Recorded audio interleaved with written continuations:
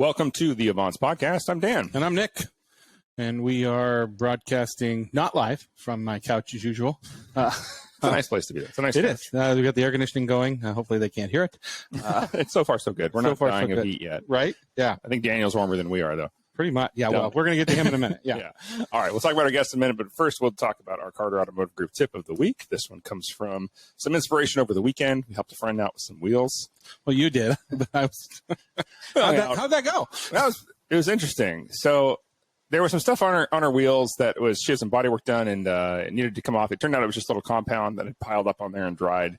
So not as bad as we thought. It was ready to etch into the wheels, but that was a quick get off, then a little polishing with some Brios products and good to go. What was interesting, though, is some vibration, which, given the last track day and some melted rubber, I've seen that stuff. You see some rubber like stick to the tire, and that causes a little vibration. Yeah, we were having that what conversation. Yeah. You scrub it off in the corner. So usually, or you're like Gara, you grab some pliers and pull it out of your fender liners when it's melted in there because you're driving so hard. Well, in this case, I didn't see any of that. I didn't see any excess rubber. The tires were well worn, but not dangerously so. I was like, this is odd. So I'm cleaning up the wheel, and I'm like looking at the brakes, and then I went to go check the lug nuts. And two of them came out in my hand almost. Oh, because they were barely held on. This is a lug stud conversion on this vehicle, and I'm really glad that this person, who has probably now been the subject of I don't know how many Carter Subaru tips of the week, really beats on their car. Yeah. So drive the heck out of it, like it's supposed to be. But this tip is specifically for you track people, because in a lug stud conversion, this was not a cheap conversion. This wasn't like, knockoff parts or junk like that. It wasn't like, it's not from the APC department. Yeah, didn't go to O'Reilly's and buy the lug stud conversion kit for $15. Now, it's just quality parts, but those wheels go on and off and on and off and on and off. Track wheels, street wheels, track wheels, street wheels. Second set. Well, they weren't over torqued. Everything was done right. It was the fact that they had just been used a lot, and it's really wet here.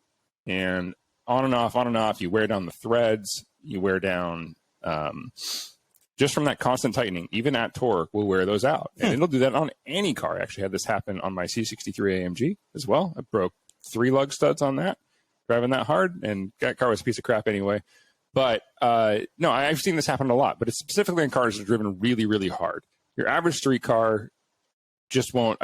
It's so rare to see a lug stud or a lug nut break off on a regular street car that's been taken care of. Yeah, but this is a street car / daily driver / race car. Yes, so, and it does get tracked. But the more track time you do, and the more times you swap your wheels out, the more you got to pay attention to this. And it didn't. Luckily we had the right tools. So like we said, I've got almost every tool you can think of at my house. This was actually a really easy thing to change. But it's going to lead to a hub change as well, because with a lug stud that goes through into the hub and all that vibration, and you kind of, as they break, they round out. Yeah. Again, not that hard of a repair, but it's definitely one that can leave you stranded. So you have to pull the axle to get the studs out? No, I didn't have to. Okay, yeah, that's good. They weren't pressed in. Luckily, these were not a press-in stud. This was a double thread stud. If you have a press-in stud, then you're going to have to pull the hub to get it in there properly. So this was a much easier fix. We actually ended up just replacing them with the actual factory lug bolts.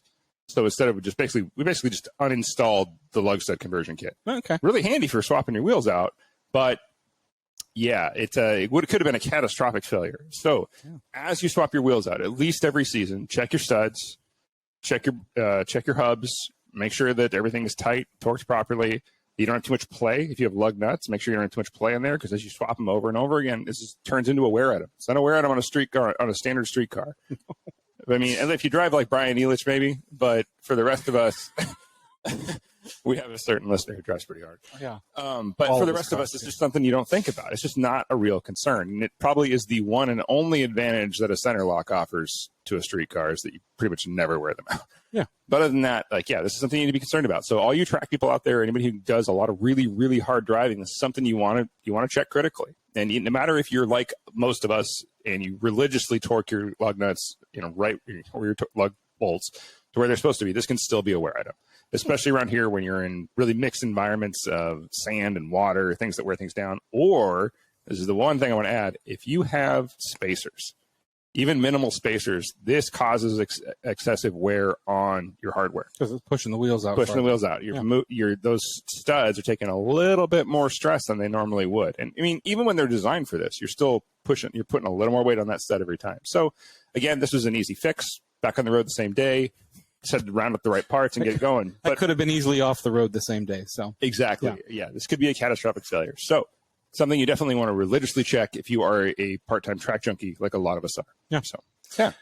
Well, let's get into our guests. I want to first thank Jacob Crumbly. If you are in Avance LA, you know Jacob. He is our lead Avance tech down there. On the show. And he's been on the show, and he has been finding us people left and right as Avance opens up into the LA and California area. And this week, he was very excited about this guest, has been very excited about this guest. Daniel Chae of Formawerx. Yes. Okay, we're good. Yeah. How are you, Daniel? I'm doing well. How are you guys? Doing really good. Doing really good. Like I said, Jacob's been really excited to get you on the show, and I'm really glad we could do this. Can you give us a little bit, I mean, for us up here in the Pacific Northwest that haven't been down there and probably know you better, give us a little rundown of what Formawerx is and what you do, because going to your website is a little jaw-dropping, I will say that, like as far as the what it is you do. I don't need that, but I need that. Yeah, I need everything there, yes. Yes. Yeah.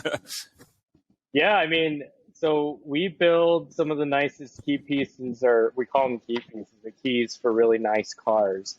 And it just started because we're a group of car designers that, you know, we were just doing a lot of freelance work designing for car companies as well as product companies, watches, furnitures, medical devices, anything and everything in between. And because all of us were car guys, we just kind of wanted to build really nice stuff for ourselves because we can design it. And so the key thing started just kind of pretty organically. And, you know, I actually was in the middle of my career at Oakley, the sunglass company, and I got a G Series 930, and I just thought, man, what a piece of crap this key is. I had just bought a CNC mill, and I worked with one of our engineers and just built something nice for myself. And turns out there was a lot of like-minded people. So that's kind of how we started. So, you know, we just sell keys right now, but it's kind of what I would feel is a starting point of how we view the car industry. So that's what Formawerx does. We design really cool stuff for cool cars. Your website is incredible, and I was looking, and you're talking about custom keys, but this is actually something that has come up a lot in conversation. And I think the car that comes up the most in normal conversation are Bugatti owners, and the fact that your second speed key or your key is basically the same one you get in a Jetta. And the fact that, you know, that these car companies produce these beautiful works of art, and then they give you a key that looks like they literally pulled it off the back shelf. So this is such a cool idea because, I mean, you're driving a piece of art, and to start a piece of art with a piece of art is really cool looking. Yeah, I totally agree, because honestly, like, if I just roll back to how you were saying that you're buying this really nice car and the company kind of skimps on the key, that makes sense. Like, that they're going to spend where they need to make the car really nice and also function well. But maybe there's a lot of crossover components, and that's just the nature of business and how you have to budget. But that's kind of the beauty of the world post-purchase, because you can really make it your own. And I think that's where we do slot in. And because we're all like watch guys, sneaker guys, we all collect really nice gadgetry. It's just kind of like, yeah, you're right. When you see the key, you know, you don't eat and shit in your car. Like, you're not living in your car. So it'd be really nice to have something that will, I guess, just remind you of what you have, or just, it would be nice to just have a memento or talisman. And something to stare at and remind you need to go drive your car. Yeah. You haven't driven it long enough. Yeah.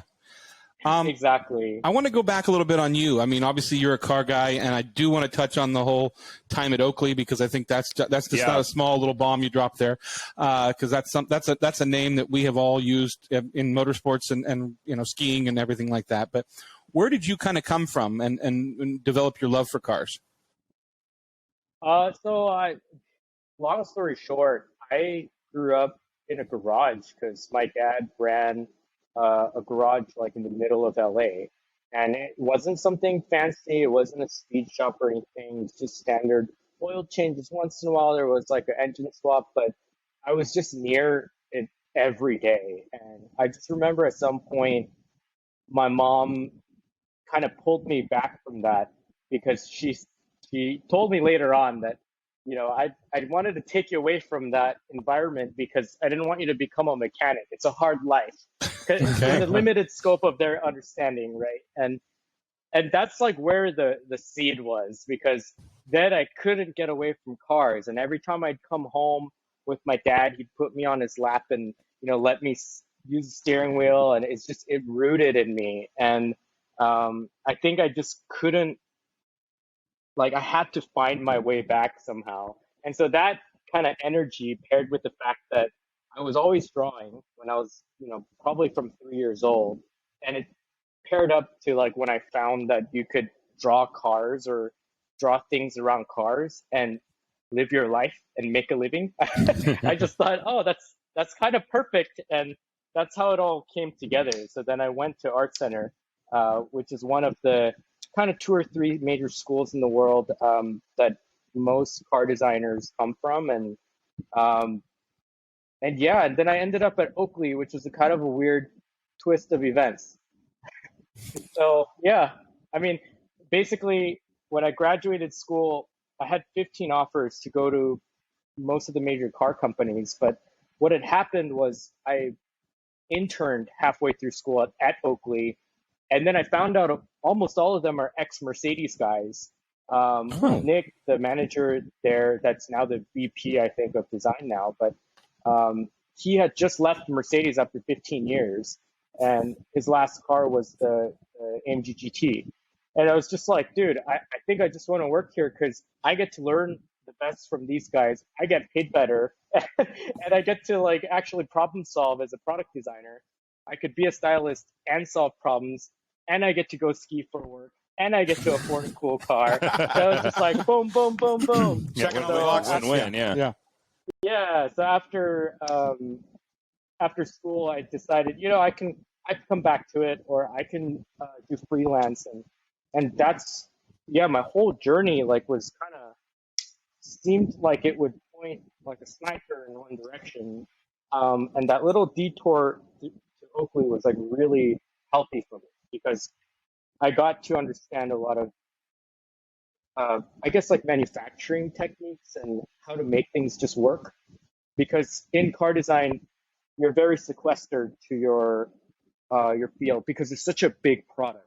So the designers will really just strictly work on styling, and engineers will strictly work on engineering. But in a product company, you're much more intermingled. And I dare say, like, that's what led me to be able to do what I do today with Formawerx. Nice. That's funny because I always say like designers are the bane of an engineer's existence and vice versa, especially when it comes to why is the oil filter there? Yeah, but I think there are so many iconic things that define, like, I mean, I look back at my childhood and I mean, frog skins and M frames were the only things I wore. I mean, and that was something that I could pick out of a lineup. But I mean, you talk about something to us that was so simple. It's like, yeah, I bought 90 pairs of frog skins, and I've broken I don't know how many pairs of M frames on bikes or skiing and things like that. But that simple design, is so iconic to me. And then you take that simple design, and now you're taking something and making the starting mechanism for a car that will be iconic and will draw you to that car so much more now. Yeah, and you've got that classic shot. Exactly. Everybody's got that classic shot of all their keys on the table. Absolutely. We all have that shot from Monterey or wherever else. And then you drop that bomb and you're like, oh. Why does your key look nicer than mine? Because I care about my car. Yeah. Yeah. Yeah, no, it's been really cool. And I think the key has been such a great product to me to tackle because firstly, it's been commoditized. Like it's something that's so easy to do for one at a basic level. So there was that challenge, was like, can we actually elevate the design? Every one of our keys follow the same strict design process of automotive design. So you could pick a design and I'll tell you what we looked at on the car, what we translated, what parts are poetic, what parts are literal. And so it's been definitely a fun challenge aesthetically and then technically too, because I thought they would be a lot simpler than I expected. Okay. But now that we're doing our open spec stuff, like we have a collection where our keys can go to like basically any classic car, but it also means on the back end we have like hundreds of tools and we have like many techniques to build the keyways. So it it's just been a really fun process to kind of join that technical engineering world with the artistic, beautiful world. And yeah, and it makes sense. Like I want it to be like a watch or a sneaker because they're like those things. They have to be beautiful, but they have to work, you know? Yeah, I'm just drooling over this as I go along because there's some of these that are really, really, I mean, like, I'm like, man, I had an FD. So I'm looking at the Legends FD key and I'm like, man, that would have been so much cooler than that stupid plastic thing I had. Or like like I had a Land Cruiser too. And I'm looking at that one with the Topo map. Like it looks like laser engraved into the key. Yeah, Like, yeah, it's right. The these are, FD key, well, that was done by one of our designers that works for a certain electric car company. And I won't go that far, but Okay. he had an FD, or he still has it, and it was just such a passion project for him that I think I can't say more because I don't want to like put him in a corner. But let's just say he's a car guy. He's designing some of the coolest cars now, but he chooses to drive an FD, and he wanted this key for it so badly. So that was a super fun one to do. Well, and I mean, you bring up the ideas of the electric car companies and things like that, and so many of these new cars, it's all. Okay, so I drive a newer Subaru. I love it. I got the fob. I don't have to do anything, but there's a part of me that misses getting in the car and having that tactile feeling of inserting a key and turning it. Like I was on your website and I was looking because I've got a 59 Triumph and it's such an ordeal to start that car because you have to insert the key, you have to turn it. There's a push button start. It's a process and it means something. Talk about obviously you're working on a lot of the older cars, but I mean, you have to work electronics into these cars too, right? Because these keys, because a lot of these keys have immobilizers built into them and things like that, correct? Correct. So everything that we offer now is pre-immobilizer, but we're working on some solutions for immobilizers. We're working with some OEMs actually too. And I think what you hit on is so perfect because the thing is, like, my wife has a Tesla. Like, I hate it. I hate to say it because it's like the California Camry. I get it. Doesn't but it just take a credit card to start that? Like a credit card somewhere in the car or something? You could just use your phone. Okay, even better. Yeah, great. Nobody will take your phone away from you. Yeah, and it's so like, I guess there's a lot of convenience, but it's kind of like a slipper in your home. It's not your sneaker or your monk strap boots. Like, it's kind of like I just want to use it to get a task done, right? But Sure. like you said, when there's a process to it, I think there's a relationship that you build with something you own. Like it's almost like a ritual, and I love the aspect of knowing your car, knowing your procedures and what you have to do. And it's just interesting to me because at my time at Oakley, when I worked with a lot of the athletes, there was something that was really interesting to me, like on the behind the scenes of maybe like the major FIS ski athletes or like the slope style snowboarders. Everybody had a really unique ritual, like where they would put their boots on first and then like walk around in their boxers listening to music to get amped up. There'd be guys that would just like sit there and try and sleep. There'd be guys that would meditate.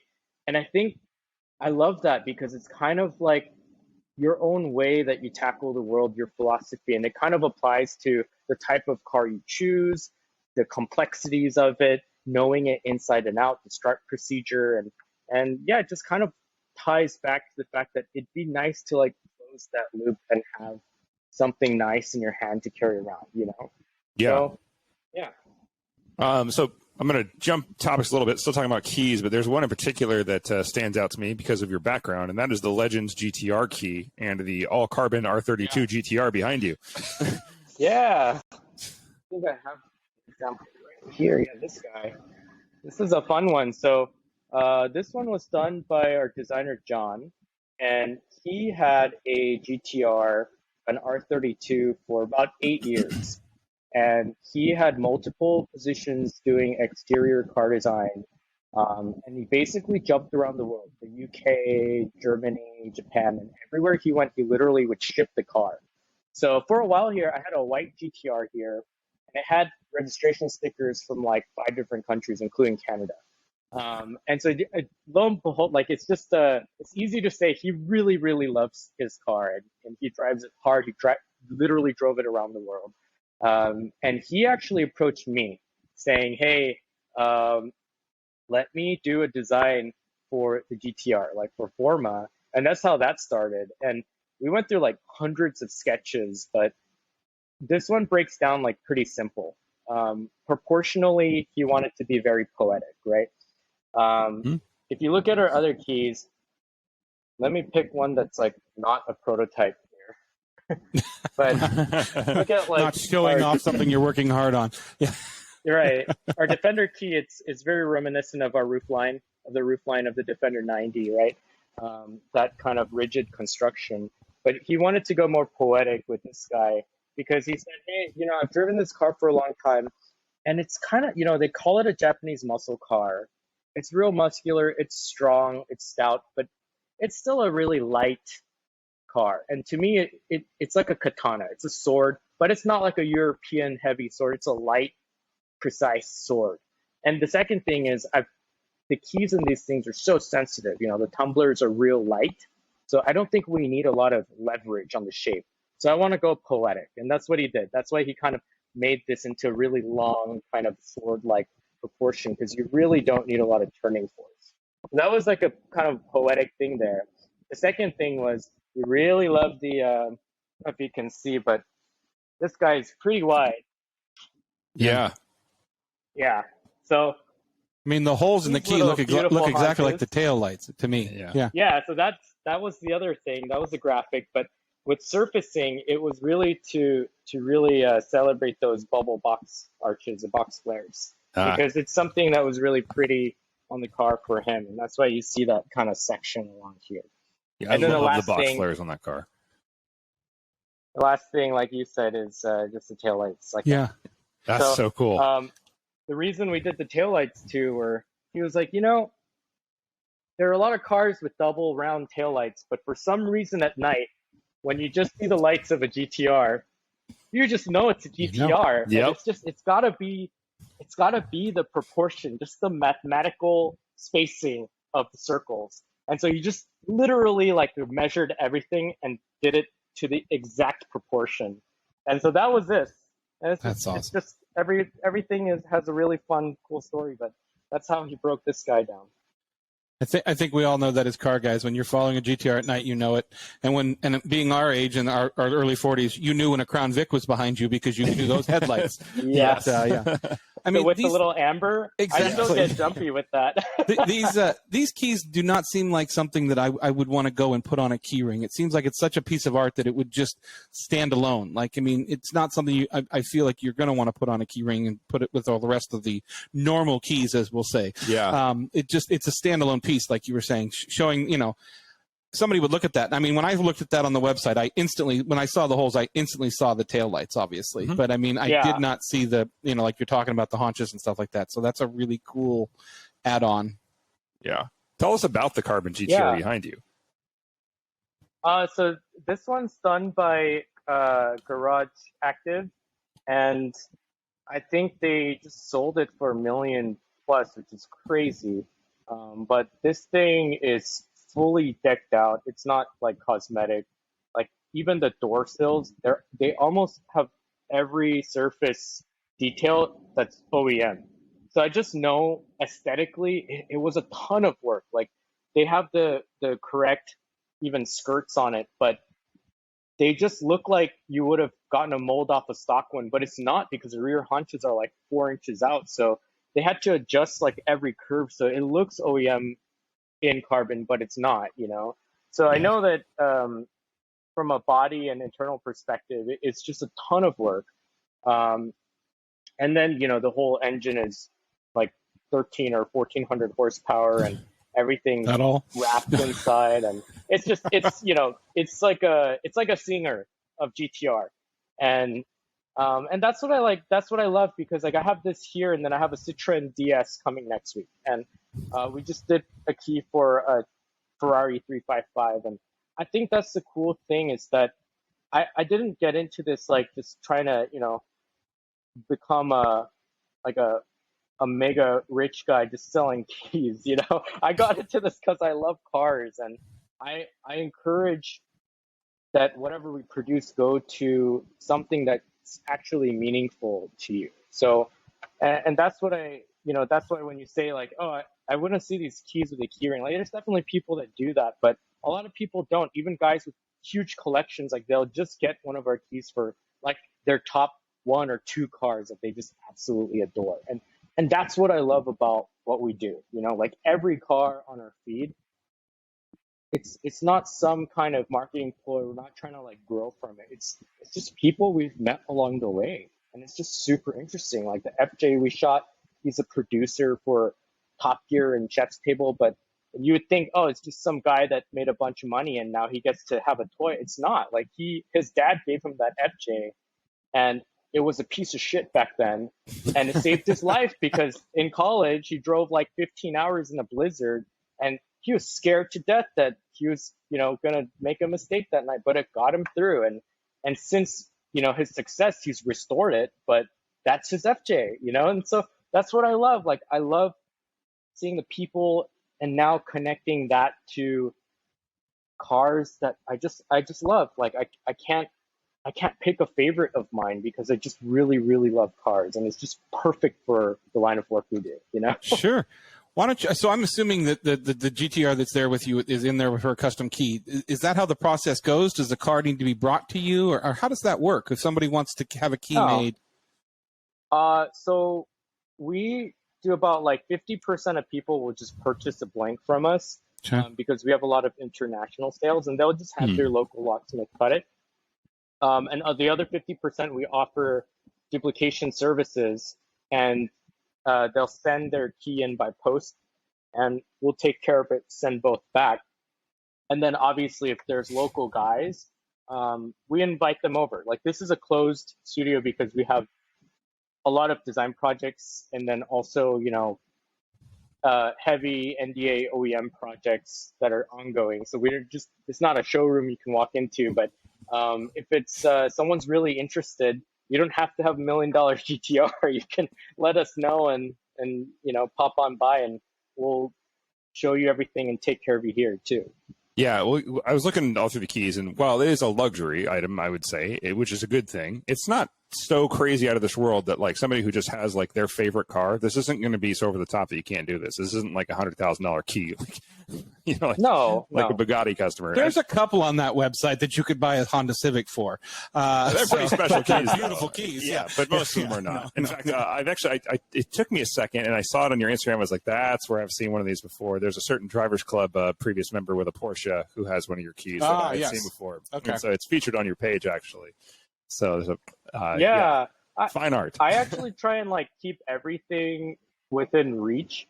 Our markup is not that high because if you actually have our product, you'll know by the machining quality, and some of these require 5-axis mills, so we don't really take a huge margin off them because I want them to be like relatively accessible. And for those that are looking for something super special, like our client that did one for the McLaren F1, we do take bespoke projects like here and there. And it'll literally be a one-off thing and we'll roll through it exactly like an industrial design studio and go from scratch. But yeah. That's so cool. Yeah, I was going to say, there's so many people I know that I'm going to tell about this after this because I'm like, they need this for their car. It is. It's such a perfect match to the car, and we know a lot of people in the community. I'm like, have you guys seen this? Because this is amazing, and it would be perfect. And Like I think of some friends of ours down in Tacoma right now with a large collection who would probably, because they love watches and they love stuff like them. this. I'm thinking about my Triumph right now. Not just us, but yeah, just some people are just talking about like, oh yeah, we got to tell this person about that, and oh yeah, this is for our listeners. Our audience is mostly listeners. I will post photos on the Avance page of these keys, and of course, I will direct people to Formawerx to see them in person or to see them online. What I'm seeing is I think you and I need custom keys for our Honda Monkeys. I agree with that. That's what I think. I think that's, that's the market he hasn't tapped. And I think that's a real, no, I bet you there is a very large vintage motorcycle market for these. There is. I'm going to say this is the on the low, I have been doing some motorcycle keys. Like I'm not really sharing it too much because I don't have full compatibility with everything. I'm kind of learning as I make them for people. But yeah, I've done some BMWs, done a couple of Yamahas and a Triumph actually because our engineer has a Triumph. So we've done a couple of those, and then now I'm getting people who are car guys that have graduated and have really nice homes. There's a few of them that do not spend everything on the cars, but they are looking for house keys too. So yeah, I think that we're tapping into something interesting because our whole brand message is to unlock your treasure, and halfway through we realize I guess treasures are not just cars, but that's so cool though. Like this is totally an untapped market, and seeing it, like, I mean, until you see it, you don't really appreciate how cool this is. So listeners, please check out Formawerx because you guys need to see this stuff to really like. Once you see it, you get it immediately. You get it. It's like getting a watch or something. And then I think that's the best comparison you said is like, people are going out there and they're, even car companies are getting in building these watches that are millions of dollars because it's part of your passion on your wrist. And I mean, and yes, in the sneaker game, I wish I was deeper into that. I mean, and the cost of that, but to have something unique on your feet. I mean, it doesn't surprise me that it's one of those things. The minute I saw it, I was like, oh yeah, that makes total sense. Well, I don't know why people haven't been doing this forever, but also, knowing that you touched a market that is so untouched, I guess. Yeah. So you kind of knocked it out of the park too, because there's not going to be a lot of competition that's going to be able to do any of this. That's for sure. No. So what other passion projects do you have? Maybe not projects, but just what other passions do you have? I know we all love cars in the show, but this is about you. What else is out there for you that you haven't talked about? I mean, so I've had to been very, just be disciplined about what we're doing. So I've cut a lot of our industrial design projects out. But like I've said before, we've done like anything and everything in between. And now I'm focusing on getting the keys out as well as using our extensive understanding of supply chain for eyewear. So we're looking at doing some eyewear and just really trying to do stuff for drivers and just like the whole arena of action and vehicles, like even pilots, because I've had a lot of interest with helicopter pilots and Cessna pilots. So we're getting into some fun stuff, and we're going to definitely apply our skill in designing and building really nice products just around several degrees of separation.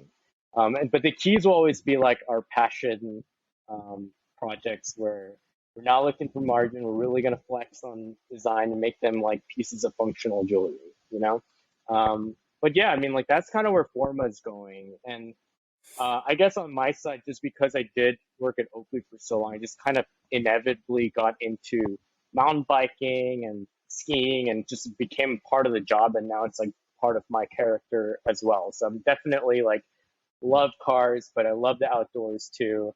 My other dailies, an FJ that I've decked out for overlanding. So just through and through, love the track, love to go overlanding, loved all the slam stuff, loved the, the street monsters I can put 9-second quarter miles. I just love it all and involved in as much of it as I can be before my time on this earth is up, Heck yeah.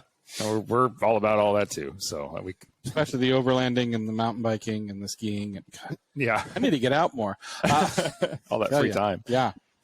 Nice, man. So, I mean, obviously with the keys, like you said, you're expanding out a little bit into eyewear, but I mean, is there something like Dan was saying, a passion project that you've designed that maybe you haven't put out there, but something that you enjoy? Like, I mean, so many people I feel like that do this end up, especially car people, they end up designing car products, like not necessarily keys, but like gear shift knobs or handle, window handle, things like that. Like, yeah.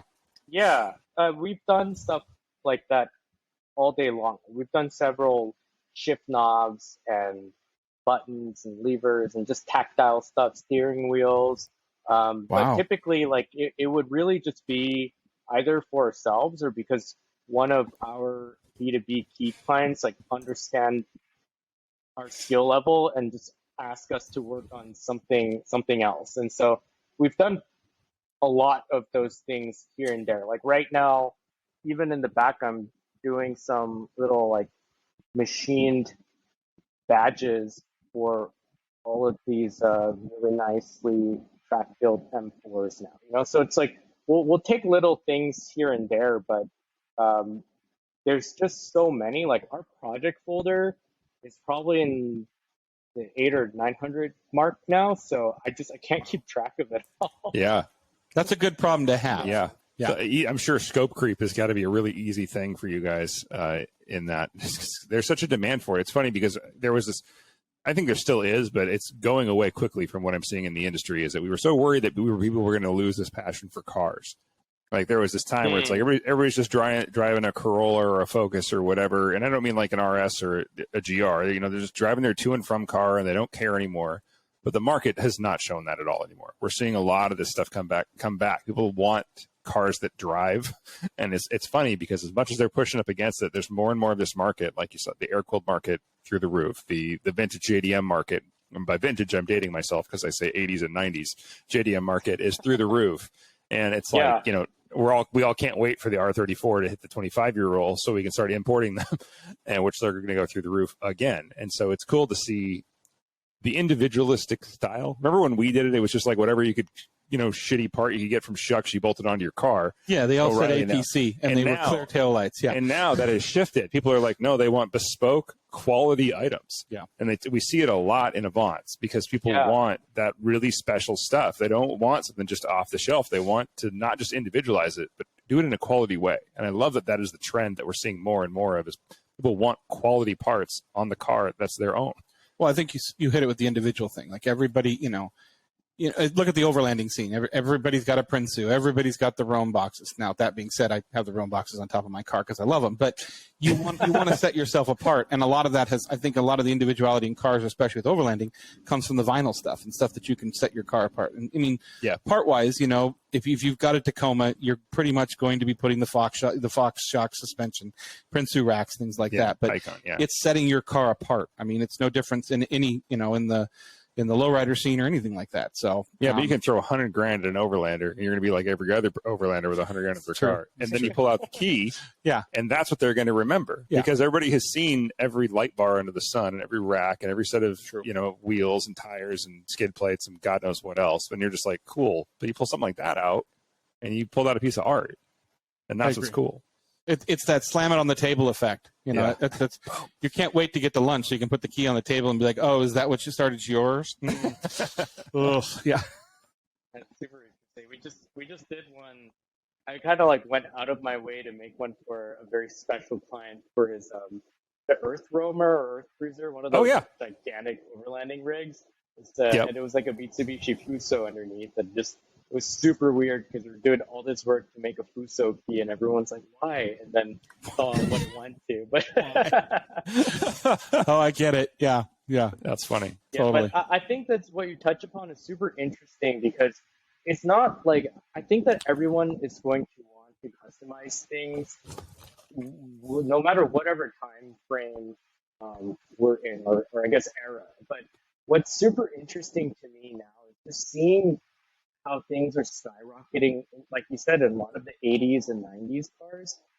And for a while, I just used to think that maybe it's just because all of the people of our generations are getting older and they're able to purchase the things they enjoy more, and supply and demand, there's just not that many cars on the market for all of us who are getting older. But I don't know, like after I thought about it for a while, I saw a really big cultural shift because when I was younger, I noticed that, the Honda guys would stick to the Honda guys. Like maybe it's like socioeconomic classes would just kind of stick to their own. Like, oh, I want to be the snobby Ferrari guy or the Porsche guy, and like you're in your thing.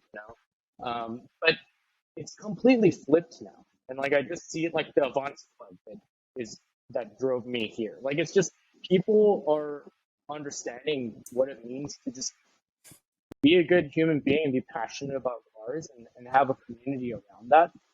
And it's almost like this is the modern country club now, where people can come together, mingle, talk about business, talk about cars, and it's just like a safe place to do so and grow, and just share and grow as people. And that's what I love. That's what I'm seeing is so different from back then. And maybe it's the information age, maybe it's the fact that you can see the world at your fingertips, but whatever is driving that, I appreciate that, and it's just super interesting to me. Well, I think that's important. I think that, I was used to describe the cars in the 80s and the 90s as like a high school prom where everybody had their section in the gym, but nobody crossed the lines. Oh, and yeah. I think now everybody kind of, they have a passion for it, and that you want to walk across the parking lot and understand why that guy did that, or, how, why did you drill holes in the back of your bumper on your Porsche? Oh, okay. Well, and our other claim to fame is we have the only functioning Facebook car group. This is true. That is not dysfunctional. Yeah. Where you can ask a question and get an answer. Yeah, nobody's going to treat you, we'll call you names, but it'll be to your face. It's not going to be online where there's proof of it. So, it's like I like the... you should know that, dumbass. Let me start with this post by saying I did something stupid. Now I need to fix it. And then you get an actual response, which is a nice change of pace. Everybody else is sitting there going, I did that too. Yep. Or you get the following that. Yeah. Yeah. So, nice. Well, Daniel, I really appreciate you taking the time to come and talk to us and kind of, let us know about this. Obviously, can you give us all the breakdown as far as where people can find you or get a hold of you? Yeah, for sure. We have our website, Formawerx, so Forma, which is, I think, Greek or Latin for beauty, and works, the German word for discipline and structure, Werx, so formawerx.com. Or at Formawerx for our Instagram. And it's kind of like that's the only place we'll share stuff and where we live right now. Nice. Excellent. Yeah. You should definitely check out the Instagram, everybody, because it's as much art as it is an advertisement for your product. It's one of the better ones I've seen. Like, I don't know who your photographer is, but they knock it out of the park every time. I was truly impressed, which is very rare because we see a lot of photographers. I'm not often impressed. I love your products, but I was like, damn, this is a really nice page.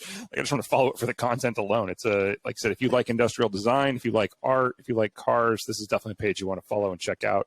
You guys, it's worth a nod. It's worth checking out. I was genuinely impressed. Yeah. So excellent. Thank you guys. I appreciate it. It's been fun and one of the more chill podcasts. So. Well, that's kind of what we've been doing. We've been doing this now weekly for how many? 252 or 3, I think. So like 3.5 years, 4 years. It started by us sitting around after a car show, having a few beers with people, and as they say, holding court. And we enjoy it this way. And Avance has really helped us to obviously get to know some people that we never would have met up here. So I mean, I really appreciate you taking the time. Yeah, thanks, Daniel. Yeah. Oh, I love that. Thank you for having me. It's super fun. Yeah. Well, for this episode of the Avance podcast, and I almost said it wrong. I'm not going to lie. Yeah. I'm Nick. I'm Dan, and don't just get there. Enjoy the drive. And I was like, don't do that. Wrong button.